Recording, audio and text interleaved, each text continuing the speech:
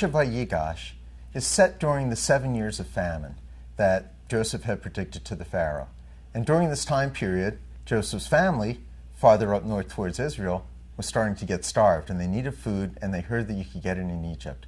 So they sent an expedition down, and they met with Joseph, who they didn't recognize at all, and they did a deal with him to get food, but he required that they leave a hostage, Simon, and that they bring back with them their youngest brother, Benjamin. When the families returned back down to Egypt to bring up more supplies, this is when Yehuda and Joseph start to get into an argument. They're worried about Benjamin until Joseph decides to reveal himself. Rabbi, why do you think Joseph took so long to reveal himself? Don't you ever think that Joseph was vengeful? The rabbis tells us that the first scene when Joseph was with them and putting out to the pit, they took God with them, name of God, and they made a vow as a 10 people that as long as this group, this team, this minyan are not together, no one allowed to say anything to the father.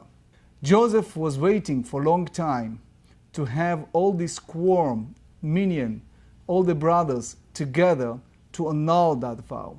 So he was able to help everyone, including his youngest brother and the father.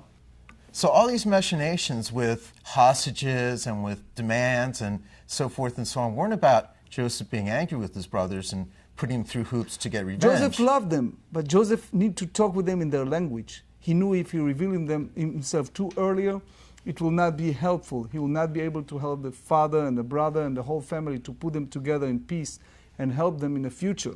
They need hard lessons. It's not just hard lessons. They need the ability to survive in this type of tremendous crisis, famine, time that there's no food around.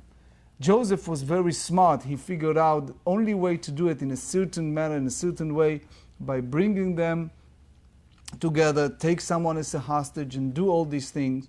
When you see eventually the story came up that the father came down, the brother came down, to all hug each other, they all cried, and it ends up by having all the family putting together in the city of Goshen.